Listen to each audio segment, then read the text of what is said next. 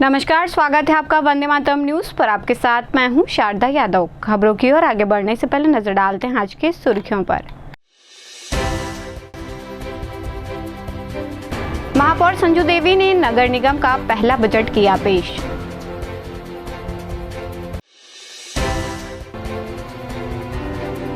फलोद्यान में फल व्यवसायियों को मिलेगा स्थायी ठिकाना।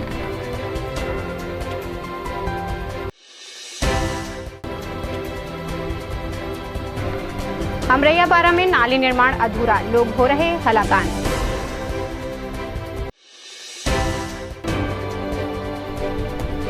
बुधवारी बाजार में मिट्टी के बर्तन बेचने वालों पर कार्यवाही। अब खबरें विस्तार से। नगर निगम के नए कार्यकाल का पहला बजट महापौर संजू देवी राजपूत ने गुरुवार को निगम के सभागार में पेश किया। सामान्य सभा के दौरान पक्ष और विपक्ष में जमकर हंगामा हुआ। इस बीच शहर विकास की नई गाथा लिखने की मंशा से महापौर ने अपने बजट में विकास की कई बातों को शामिल किया है। इस बार नगर निगम का बजट करीब 9 अरब का है, जिसमें कोरबा वासियों के लिए बुनियादी सुविधाओं के साथ ही अन्य मुद्दों को शामिल किया गया है। उम्मीद जताई जा रही है कि इस बजट में कोरबा का चहुमुखी विकास होगा। बजट में निगम द्वारा स्वयं के पेट्रोल पंप की स्थापना, प्रदूषण मुक्ति हेतु संयंत्रों की स्थापना, बरसाती नालों का जीर्णोद्धार एवं निर्माण, integrated control and command central, मुख्य प्रवेश द्वार, ऑक्सीजन निर्माण, उद्योग का विकास, मनोरंजन स्थल, चौपाटी का उन्नयन, स्टेडियम का निर्माण, food market, vending zone, Mudapar साप्ताहिक बाजार का उन्नयन कार्य, Amrit mission 2.0, tertiary treatment plant, reuse water, जल उपचार संयंत्र में सोलर संयंत्र स्थापना कार्य, साकेत भवन एवं निगम के अन्य भवनों में सोलर सिस्टम की स्थापना, शहर विकास योजना एवं नगर उत्थान योजना हेतु बजट में प्रावधान किया गया है। इसके साथ ही नगर की सड़कों का डामरीकरण, चौड़ीकरण, डिवाइडरों का निर्माण एवं सौंदर्यीकरण, विद्युत विहीन बस्तियों में बिजली जैसी आवश्यक सुविधा उपलब्ध कराने जैसे महत्वपूर्ण कार्य बजट की उपलब्धता के अनुसार निगम क्षेत्र में कराए जाएंगे।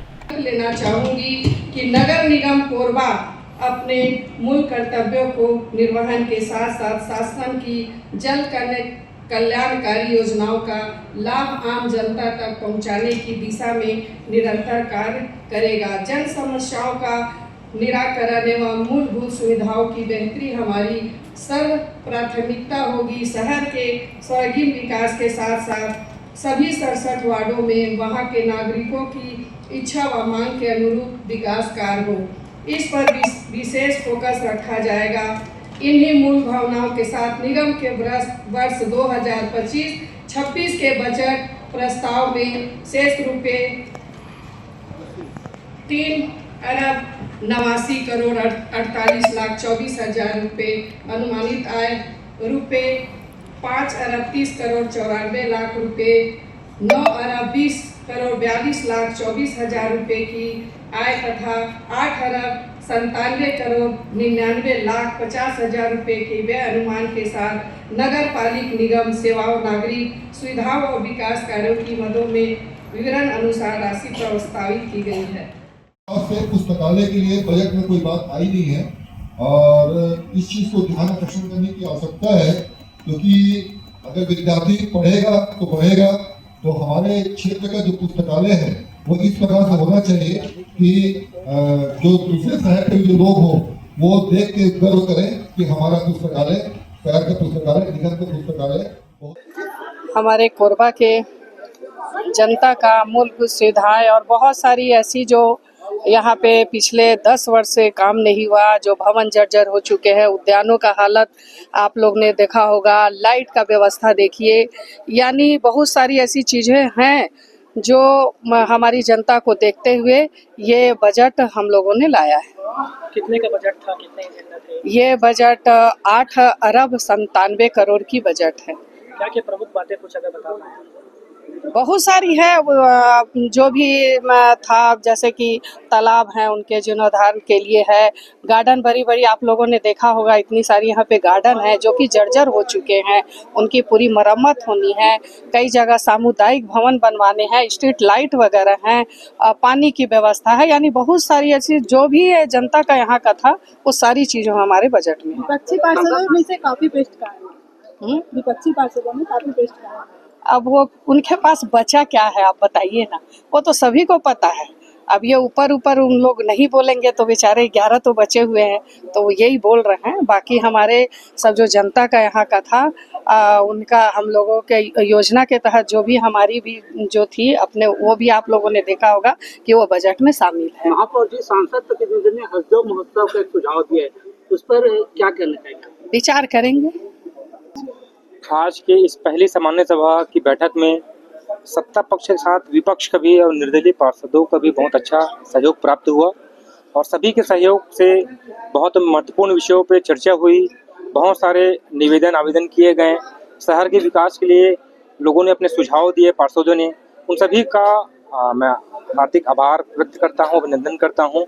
सभी ने अपना पूर्ण रूप से सहयोग दिया। देखिए, मैंने उनको पहले धन्यवाद दिया, उनका आभार किया। पहली बार आप लोग 10 साल के अंदर उनको आप लोगों को सभा में आने का अवसर उन्होंने दिया। महापौर जी ने, आयुक्त जी ने दिया, मतलब उनको पहले धन्यवाद दिया।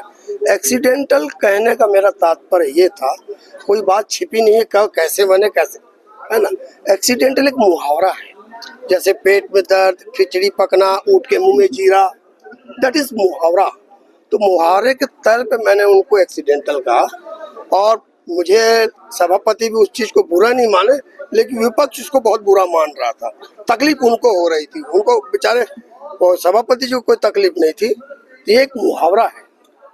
ये 8 अरब 97 लाख का महापौर जी ने आज एक बजट पेश किया है और यह बजट खुशहाली का बजट है और नगर के, शहर के लोगों को इस बजट का स्वागत करना चाहिए, क्योंकि इस बजट को हम संपूर्णता वाली बजट कह सकते हैं। चाहे वो छोटी बातें रहे, चाहे बड़ी बातें रहे, नगर निगम क्षेत्र के हित में, या स्ट्रीट लाइट की बात करें, पेयजल की बात करें, बड़े भवनों की बात करें, मूलभूत आवश्यकताओं की बात करें, शासकीय योजनाओं के क्रियान्वयन के संबंध में बात करें, संपूर्णता के साथ इस बजट का हमको स्वागत करना चाहिए। बहुत बड़ी खुशहाली वाला बजट है। बहुमत के हिसाब से वो लोग सारे मुद्दे पास कर लिए। भाई, जो व्यक्ति सभापति को एक्सीडेंट सभापति कह के संबोधन कर रहा है और सभापति कटाक्ष नहीं कर रहा है, बहुत दुर्भाग्य है। मैं इसमें यही बोलना चाहूंगा। अभी आप लोगों ने सुना कॉपी पेस्ट बजट, खाली शब्दों का हेर फेर है बजट में। बजट में ऐसा कुछ भी नहीं है। कई चीज जो है इन्होंने नहीं लिया है या इनके संज्ञान में नहीं आया है। मूर्ति वाली बात, आज शहर में इतने पैसे लगा के कमीशन खोरी करके मूर्ति तो बना दिया गया, लेकिन उसकी रख रखाव की व्यवस्था कहीं भी आपको नहीं दिखता। आप पप्पू गार्डन के सामने चले जाइए, मूर्ति खंडहर पड़ी है। उसमें उस समय मैं तो कहता हूं कि लाखों रुपया खर्च हुए हैं उस मूर्ति के इसमें। तो आज उसको रख रखाव के लिए क्यों ऐसा कर रहे हैं? वार्डों में गार्डन की स्थिति देखिए, पूरी तरह चरमराई हुई है। उसको दुरुस्त करे, वहाँ कर्मचारी नियुक्त करे, वहाँ साफ सफाई की व्यवस्था करे।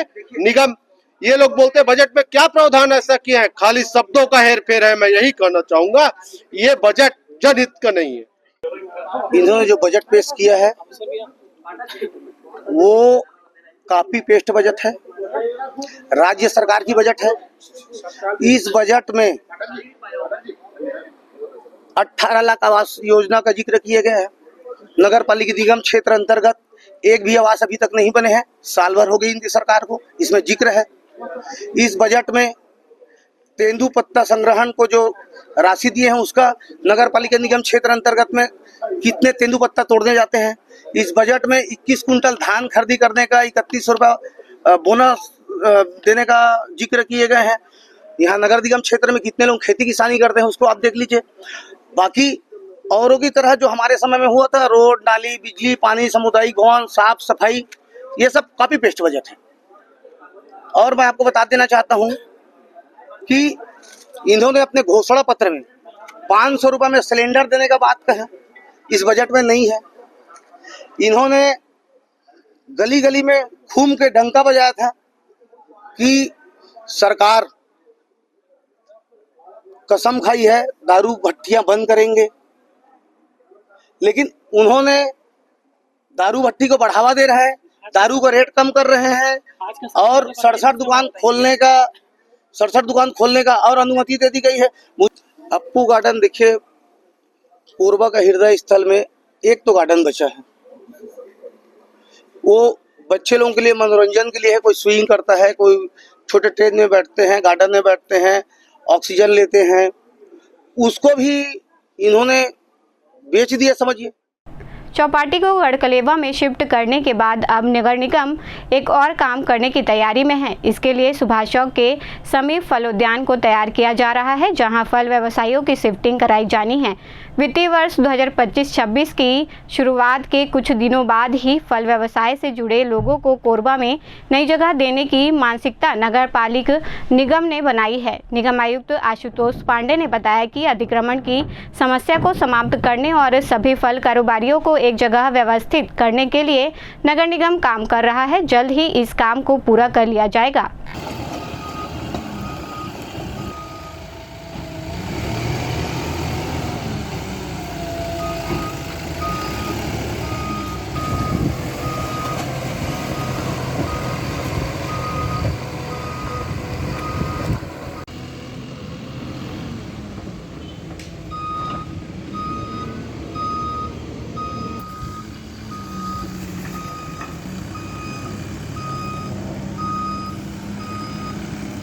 कोरबा धीरे धीरे विकास की ओर बढ़ रहा है और जो ऊर्जा दानी कोरबा है वो सर्वमंगल कोरबा की ओर बढ़ रहा है। तो जो हर बड़े शहर की एक ज़रूरत होती है कि उनका वेजिटेबल मार्केट हो, फ्रूट मार्केट हो, मिसलेनियस जो विविध सामग्री के मार्केट हो, तो इसी को देखते हुए जो कोसाबाड़ी का जो व्यस्त जोन है उस पर हम फलोद्यान के निकट फ्रूट मर्चेंट्स को एक साथ उनको व्यावसायिक एरिया देने की प्लानिंग कर रहे हैं। इसके संबंध में जोन कमिश्नर को निर्देशित किया गया है, साथ ही अतिक्रमण प्रभारी को भी निर्देश दिए गए हैं कि वो एक व्यवस्थित स्थान पे सारे फल वालों को एक साथ वहाँ पर बैठकर बिजनेस करने के लिए वहाँ पर उनको एक वातावरण दें, जिससे कि मुख्य मार्ग में अतिक्रमण भी हटेंगे और सभी फलों को एक साथ बैठने की जगह मिल सके। गर्ल्स हॉस्टल में जहाँ तक है तो जो तंबाकू से जुड़े हुए उत्पाद हैं उनको वहाँ से हटाने का नियम है और जो वैसे स्थलों को चिन्हांकित कर दिया गया है और वहाँ लगातार कार्यवाही भी जारी है। फलोद्यान में कोशिश की जाएगी कि वो वहाँ से निश्चित दूरी पर हों और उसको गर्ल्स जो हॉस्टल है वो वर्किंग वुमेन हॉस्टल है उससे वह प्रभावित न हो, इसका भी ध्यान रखा जाएगा। लगातार पुलिस के साथ वहाँ पर जो वहाँ जाकर और वहाँ पर सुविधा जुटाने का प्रयास करेंगे, साथ ही वहाँ पर सुरक्षित माहौल भी बनाएंगे। बुधवारी बाजार के समीप सड़क किनारे फुटपाथ पर मिट्टी के बर्तन की बिक्री करने वाले व्यवसायियों को नगर निगम द्वारा हटाया गया। निगम द्वारा कुछ दिन पूर्व व्यवसायियों को यहां से हटाकर बाजार के अंदर व्यवसाय के लिए जगह उपलब्ध कराई गई थी। व्यवसायी वहां गए थे, लेकिन कुछ दिन बाद ही वापस सड़क किनारे दुकान लगाने लगे। नगर निगम द्वारा पुनः कार्यवाही करते हुए व्यवसायियों को वहां से हटाया गया। व्यवसायियों का कहना है कि बाजार के अंदर जिस स्थान पर उन्हें जगह दिया गया है वहां बिक्री नहीं हो रही है, इसलिए वे रोड पर दुकान लगा रहे हैं और निगम उन्हें हटा रहा है। निगम द्वारा की गई कार्यवाही में व्यवसायियों के कुछ मिट्टी के बर्तन जब्त किए गए हैं।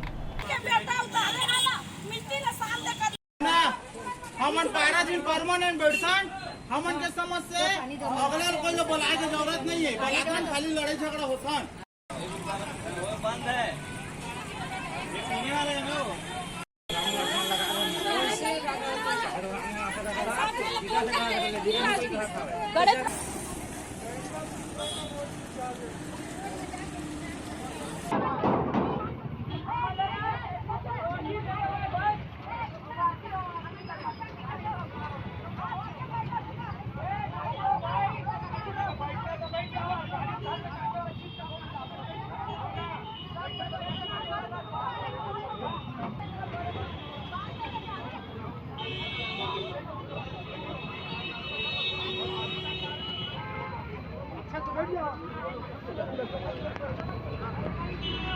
लेके भी से दिया गाड़ी ले रुक हमला भी साथ में ले चलते हैं, तब भी नहीं लेके से पूरा चूड़ी फूट गई।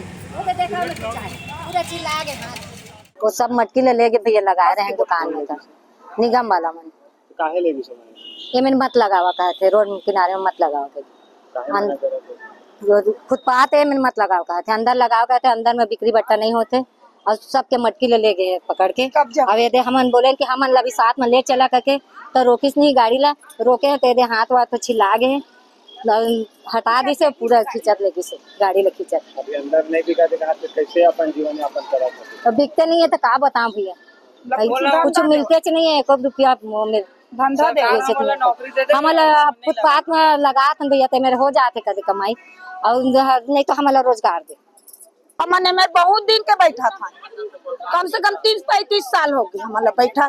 अब हमन कैसे रोजी आगे है ना, तो हमन अंदर में जाता तो हमारी कीमत 2 रुपया की नहीं, बाहर में ना कुछ अच्छा रहे, बाल बच्चा पढ़ा भी सकत रहे।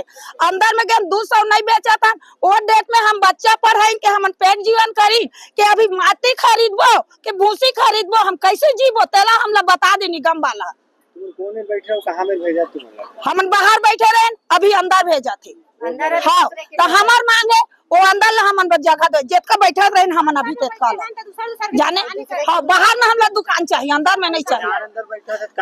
बाजार अंदर बैठा था तो हमारा बहुत समस्या, दूसर के जगह है हमन बैठ भी नहीं सकता था, न किसी बता भी नहीं सकत कि दे चीज होते काके बिक्री नहीं होते। अंदर में 3 महीना हो गया हम खुद बैठा था, पूछ ले दुकान वाले लगा नहीं बैठा थे कहीं ना, तो मैं हाँ दुकानें बंद कर दूं, कबू दिन नहीं बेचू। 3 महीना बेचा बैठे हम, मैं 200 के नहीं बेचा था। हम लोग जे लगाता दुकान ते मेरे हम लोग दुकान देवे भैया, हम कुछ नहीं चाहते, जो पहली दुकान लगाते रहे तेला हम लोग दुकान देवे। नगर निगम के वार्ड क्रमांक 14 अमरैया पारा में पानी निकासी के लिए बनाई गई नाली को लेकर लोगों में काफी आक्रोश है। नाली के जीर्णोद्धार के लिए खुदाई तो कर दी गई, लेकिन उसके निर्माण को लेकर किसी तरह का ध्यान नहीं दिया जा रहा है। इस समस्या के कारण आए दिन हादसे हो रहे हैं और गंदे पानी के ठहराव से क्षेत्र में बीमारियां भी फैल रही हैं। लोगों ने पार्षद और निगम प्रशासन से कई बार शिकायत की है, लेकिन समस्या जस की तस बनी हुई है।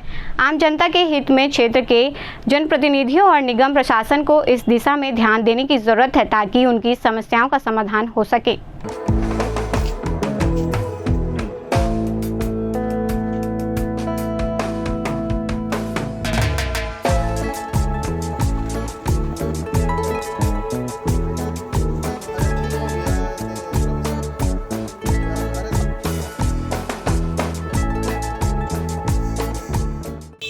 नाली के पानी पाता नहीं है और पिए वाला पानी है नहीं आ। अब बनाबो ऐसे करके तो कहे रही है, तो बनाबो नहीं कर रही है, 1-1.5 महीना हो गया। यही नाली की समस्या है, नाली बनत नहीं है, मच्छर वच्छर है, छोटे छोटे बच्चा मन खिलाते गिर विर जाही, वो मतलब परेशानी है। अभी कुछ नहीं बोले है, का शिकायत कर रहे हैं तो परेशानी होती बहुत ज़्यादा, मच्छर वच्छर बच्चा मन के तबीयत खराब होते, खिलाते गिर विर जाही नाली ला, ओकर जिम्मेदारी कौन है? जल्दी से जल्दी बनना चाहिए, सफाई होना चाहिए। नाली को 1-1.5 महीना हो गया ऐसी खन दिए हैं, ना उसमें कुछ पटनी लगा है ना और कुछ कर रहे हैं। बच्चे लोग रात दिन गिर जा रहे हैं, एक तो तबीयत खराब होते जा रहा है बच्चे लोगों का, डॉगी मर जा रहा है, बिल्ली मर जा रहा है, उठाने कोई नहीं आ रहा है। कंप्लेन की कर चुके हैं कई बार, शिकायत भी कर चुके हैं। क्या बोलते हैं? आज वो आ रहे हैं, कल आ रहे हैं, ऐसे करके बोल रहे हैं, कोई आ नहीं रहे हैं। कितने दिनों से ये समस्या बनी हुई है? 1.5-2 महीना हो गया भैया। कोरबा में वायु प्रदूषण का स्तर चिंताजनक हो गया है।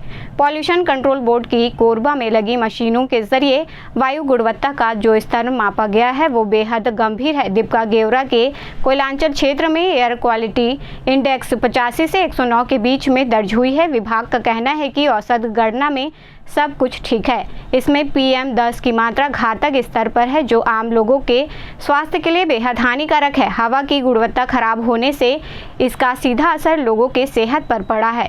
वायु प्रदूषण के खराब होते स्तर पर दीपका क्षेत्र के लोग परेशान हैं। दीपका क्षेत्र के निवासी प्रदूषण के बारे में बताते हैं कि दीपका गेवरा पूरी तरह से कोयलांचल क्षेत्र है। इस क्षेत्र में जो इंडस्ट्रीज और माइंस हैं उसकी वजह से प्रदूषण का स्तर काफ़ी बढ़ा हुआ है। कुसमुंडा से दीपका गेवरा तक बड़े बड़े भारी वाहन चलते हैं। डस्ट और राख से लोगों का जीना मुश्किल हो गया है।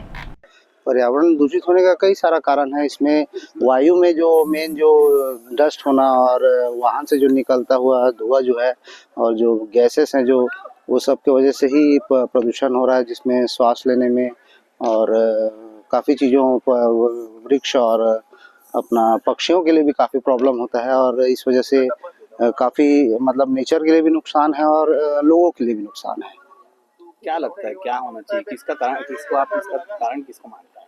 मुख्य कारण जो गाड़ियों का ही है, जो व्हीकल से धुआं निकलता है वही है मुख्य कारण। और जो डस्ट जो रोड में उड़ता है कुसमुंडा से लेके अगर आप दीपका तक देखेंगे तो बड़ी बड़ी जो गाड़ियां चलती है, टेलर्स हैं और जो राखड़ वाली गाड़ियां जिसमें से डस्ट गिरता है रोड में, उस वजह से काफ़ी धूल उड़ता है, लोगों को काफ़ी परेशानी होता है और आँखों में भी चला जाता है राखड़, और इस वजह से डस्ट नाक मुँह कान सब जगह जाता है, तो काफ़ी परेशानी होता है इससे। इसकी वजह से कई एक्सीडेंट जी, इस वजह से कई एक्सीडेंट्स और लोगों को दिखने में आगे व्यू भी ब्लॉक हो जाता है, इस वजह से कई एक्सीडेंट भी कई बार हुआ है। क्या होना चाहिए, क्या लगता है? मुख्यतः वृक्षों को ज़्यादा लगाना चाहिए और जब गाड़ियों को जब ट्रांसपोर्ट करते हैं तो उसमें बेहतरीन तरीके से उसमें तिरपाल लगा के उसमें अच्छे से कवर करें ताकि डस्ट ना गिरे, और रोड में भी वाटरिंग रेगुलर करते रहना चाहिए जिस वजह से धूल ना उड़े और एयर पोल्यूशन कम। विभागों को किस तरह से कार्रवाई करना चाहिए, अगर क्या लगता है? विभागों को भी ध्यान देना चाहिए इस चीज़ में कि लोगों को अवेयर करना चाहिए और अपने तरफ से भी उनको देखना चाहिए कि पोल्यूशन कम हो और वृक्षों को ज़्यादा लगाएं, यही वो कर सकते हैं। देखिए, जैसे जो यहाँ पर मोस्टली जो इंडस्ट्रीज़ है उनमें एयर पोल्यूशन कंट्रोल डिवाइसेस लगे हैं और उसकी मॉनिटरिंग के लिए online continuous emission monitoring system भी लगा है।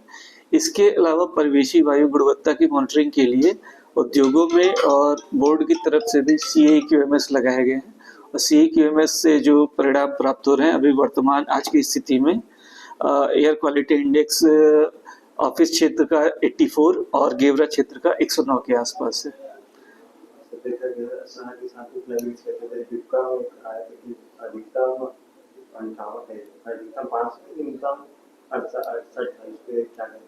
देखिए, ये जो है इसका 24 घंटे का एवरेज लिया जाता है। 24 घंटे का एवरेज लिए जाने के बाद ही AQI डिक्लेयर किया जाता है। तो किसी भी समय मैक्सिमम एक टाइम के लिए ही, बहुत थोड़े समय के लिए रहता है, उसके बाद अपने आप वो नीचे चला जाता है और जो भी औसत वैल्यू रहती है उससे हम AQI रिपोर्ट करते हैं। जी, देखिए, जैसे विशेषकर जो कोयले का ट्रांसपोर्टेशन और फ्लाई ऐश का ट्रांसपोर्टेशन है, ये इसके लिए SOP जारी की गई है, इनके लिए मानक तैयार किए गए हैं, उस हिसाब से ही इनको ऐश का और कोयले का परिवहन किया जाना है। तो जनवरी से लेकर 5 मार्च 2025 तक की स्थिति में माइंस और पावर प्लांट के विरुद्ध 31 लाख रुपए से अधिक की पर्यावरणीय क्षतिपूर्ति अधिरोपित की गई है। अब तक कितनी कंपनियां या उनके ऊपर किस तरह की कार्रवाई की जा चुकी है? देखिए, जो पावर प्लांट्स हैं, 5 पावर प्लांट्स के ऊपर और 4 माइंस के ऊपर ये कार्रवाई की गई। आदर्श नगर सामुदायिक मनोरंजन केंद्र में श्रीमद् भागवत समिति की ओर से होली मिलन समारोह का आयोजन किया गया। इस कार्यक्रम में नवनिर्वाचित अध्यक्ष सोनी विकास झा सहित वार्ड के पार्षद उपस्थित रहे। इस अवसर पर पार्षद एवं मुख्य अतिथियों को शाल एवं श्रीफल देकर सम्मानित किया गया। कार्यक्रम में बड़ी संख्या में भागवत समिति के सभी सदस्य उपस्थित रहे।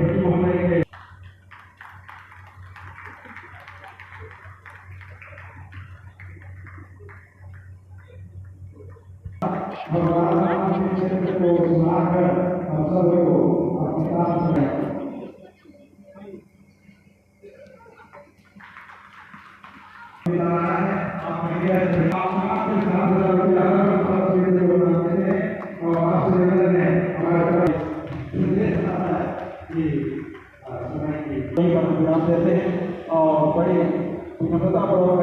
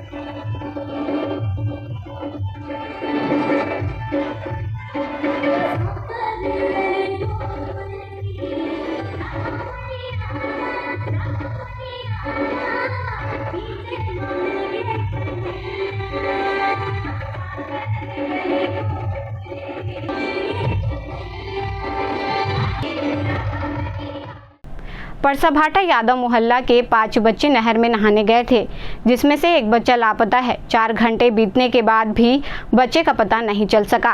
परिजन बच्चे के लापता होने से परेशान हैं। उनका कहना है कि प्रशासन इस पर ध्यान नहीं दे रहा है। बच्चे का नाम अविनाश छेत्री बताया जा रहा है। परिजनों ने बताया कि बच्चे को तैरना बिल्कुल नहीं आता है, जिसकी वजह से वह नहर में डूब गया, लेकिन उसका शव अब तक नहीं मिल पाया है।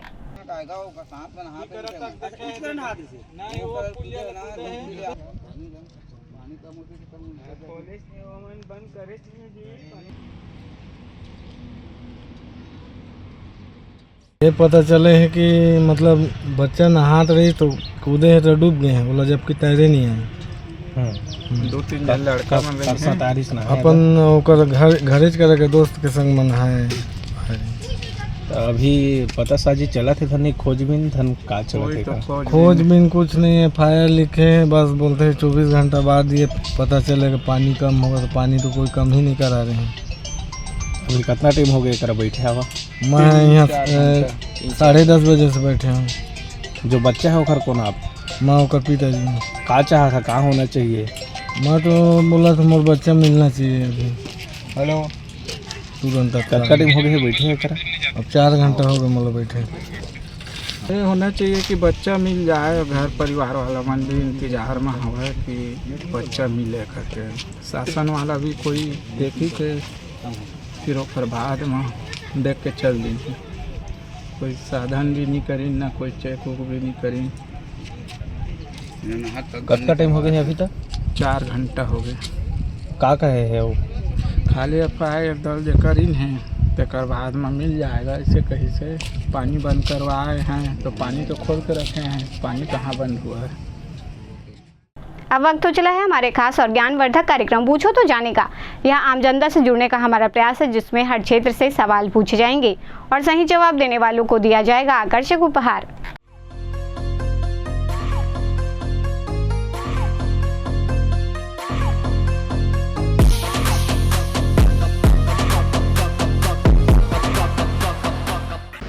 नमस्कार दर्शकों, आप सभी का स्वागत है हमारे खास कार्यक्रम पूछो तो जाने में। आज का हमारा सवाल है कि प्रथम भारतीय कृषि विश्वविद्यालय कहाँ स्थित है। आज के हमारे विजेता को दिया जाएगा महामाया एंटरप्राइजेस की ओर से आकर्षक उपहार। तो आइए चलते हैं दर्शकों के बीच और जानते हैं आज के सवाल का जवाब। प्रथम भारतीय कृषि विश्वविद्यालय कहाँ स्थित है? तो प्रथम में वहाँ दिल्ली में। नहीं सर, गलत जवाब है। आप कोरबा वासियों को मैसेज देंगे। प्रथम भारतीय कृषि विश्वविद्यालय कहाँ स्थित है? यहाँ पे आई डोंट नो। कोई बात नहीं, आप कोरबा वासियों को मैसेज देना चाहेंगे? कोरबा वासियों को मैसेज ये देना चाहूँगा कि जहाँ भी है सब भी अगर आप ऐसा क्वेश्चन कर रहे हो तो बिल्कुल उनको भी जानकारी लेना चाहिए। धन्यवाद। प्रथम भारतीय कृषि विश्वविद्यालय कहाँ स्थित है? नहीं पता। कोई बात नहीं, आप कोरबा वासियों को मैसेज देना चाहेंगे? नहीं। ठीक, धन्यवाद। प्रथम भारतीय कृषि विश्वविद्यालय कहाँ स्थित है? छत्तीसगढ़ का भारतीय विश्वविद्यालय रायपुर। नहीं मैम, कोई बात नहीं, आप कोरबा वासियों को मैसेज देना चाहेंगे? सब बढ़िया ठीक ठाक रहे हैं। बिल्कुल बिल्कुल, धन्यवाद। प्रथम भारतीय कृषि विश्वविद्यालय कहाँ स्थित है? नहीं पता। कोई बात नहीं, धन्यवाद। प्रथम भारतीय कृषि विश्वविद्यालय कहाँ स्थित है? छत्तीसगढ़ में। नहीं, गलत जवाब है। कोई बात नहीं, आप कोरबा वासियों को मैसेज देना चाहेंगे? नहीं। ठीक, धन्यवाद। प्रथम भारतीय कृषि विश्वविद्यालय कहाँ स्थित है? भारतीय कृषि विश्वविद्यालय। कृषि भारतीय अनुशासन कहाँ स्थित है ये पूछ रही हूँ। दिल्ली। नहीं, गलत जवाब है। कोई बात नहीं, आप अपने क्लासमेट्स को कोई मैसेज देना चाहेंगे? नहीं, हम लोग तो अभी नहीं है, मेरे पास मोबाइल भी नहीं है ना अभी। ठीक, कोई बात नहीं, धन्यवाद। प्रथम भारतीय कृषि विश्वविद्यालय कहाँ स्थित है? प्रथम भारतीय कृषि विश्वविद्यालय नालंदा में। नहीं, गलत जवाब है। कोई बात नहीं, आप कोरबा वासियों को मैसेज देना चाहेंगे? यस मैम, कोरबा वासी का मैसेज देना चाहता हूँ। जो अभी वेदर चेंज हो रहा है, वेदर चेंज होने के कारण बहुत सारे माने बुजुर्ग और बच्चों को माने फ्लू के जैसा बीमारी हो रहा है। उससे सतर्कता रहे और जितना हो सके ऑल टाइम बच्चे और बूढ़े बुजुर्ग मतलब गर्म पानी का यूज करें, जिससे सेहत ज़्यादा अच्छी हो सके और वो स्वस्थ हो सके। धन्यवाद। प्रथम भारतीय कृषि विश्वविद्यालय कहाँ स्थित है? कृषि विश्वविद्यालय। कोई बात नहीं, आप कोरबा वासी को मैसेज देना चाहेंगे? मैं तो खुद बाहर का हूँ। ठीक, कोई बात नहीं, धन्यवाद। प्रथम भारतीय कृषि विश्वविद्यालय कहाँ स्थित है? उत्तराखंड में है। आपको पता है कि उत्तराखंड में कहाँ स्थित है? ये नहीं मालूम। ठीक, कोई बात नहीं, बिल्कुल सही जवाब दिया है वैसे आपने। आपका नाम क्या है? सिद्धांत रामदेव। आपको दिया जाता है महामाया एंटरप्राइजेस की ओर से आकर्षक उपहार। कैसा लग रहा है जीत के? बहुत अच्छा लग रहा है। कोरबा वासियों को मैसेज देना चाहेंगे? इस चैनल से जुड़े रहो, बहुत अच्छी चैनल है। मेरा ये 3rd टाइम है बताने का आंसर, तो अच्छा लगता है हमको बताने पे आंसर, इसीलिए पढ़ो लिखो। थैंक यू दीदी। धन्यवाद। आज का हमारा सवाल था कि प्रथम भारतीय कृषि विश्वविद्यालय कहाँ स्थित है, जिसका सही जवाब है उत्तराखंड के पंतनगर में स्थित है। आज के हमारे विजेता रहे हैं सिद्धांत, जिन्हें दिया गया है महामाया एंटरप्राइजेस पोड़ीबाहर की ओर से आकर्षक उपहार। आज के लिए बस इतना ही। कल फिर मिलते हैं एक नए सवाल और जवाब के साथ। बन रहे वंदे मातरम न्यूज़ के साथ, तब तक के लिए नमस्कार। खबरों का सिलसिला यूं ही जारी रहेगा। देखते रहें वंदे मातरम न्यूज़। मिलते हैं अगले बुलेटिन में, तब तक के लिए नमस्कार।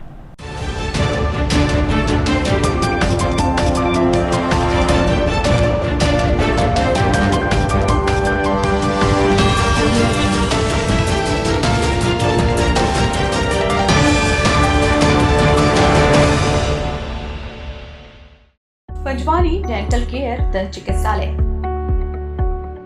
कोरबा का प्रथम स्थापित दंत चिकित्सालय। अत्याधुनिक मशीनों द्वारा दांतों की उच्च स्तरीय जांच एवं इलाज की सुविधा। सेरेमिक नकली फिक्स दांत व निकलवाने वाले दांत, फुल सेट बत्ती सी लगाने की सुविधा। टेढ़े मेढ़े बाहर निकले दांतों को ऑटोडेंटिक क्लिप द्वारा ठीक करना। आजू बाजू के दांत घिसे बिना इम्प्लांट विधि द्वारा फिक्स दांत लगाना। पेरेंटो ओरल कैमरा, जिसमें मरीज अपने दांतों को टीवी स्क्रीन पर देख सकता है। रूट केनाल, मुंह में खून आना, दांतों की सफाई, मुंह की दुर्गंध, पायरिया का इलाज। हमारे डॉक्टर रौनक सिंह MTS, डॉक्टर प्रज्ञा Chaudhary BDS, doctor Mohit Kumar videos.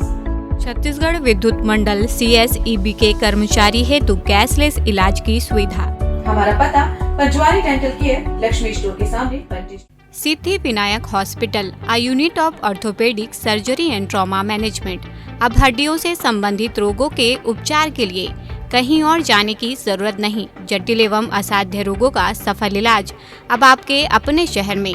घुटने व कूल्हे के जोड़ों का प्रत्यारोपण, जटिल फ्रैक्चर एवं जोड़ों का सफल ऑपरेशन, गठियावाद व जोड़ों के दर्द का उपचार, टेढ़ी मेढ़ी हड्डियों का बेहतर इलाज, हड्डियों की जन्मजात विकृतियों का उपचार।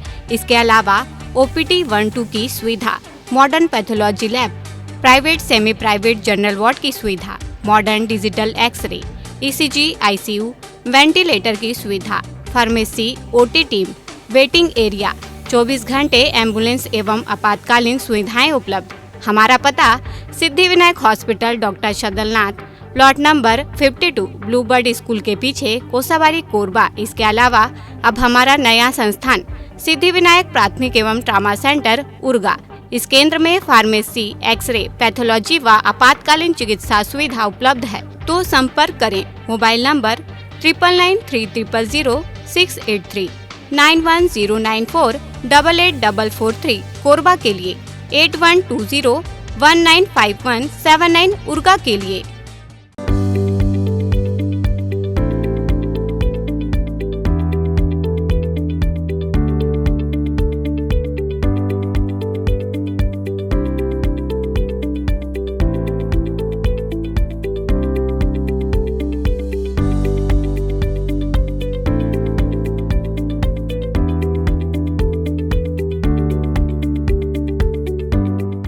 समस्या कोई भी हो, समाधान अवश्य होगा।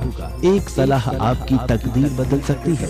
आपकी सभी समस्याओं का घर बैठे 100% समाधान। काले व रूहानी इल्म के बेताज बादशाह बाबा MS खान, वशीकरण व मुठकरनी में माहिर, मात्र कुछ घंटों में तूफानी समाधान।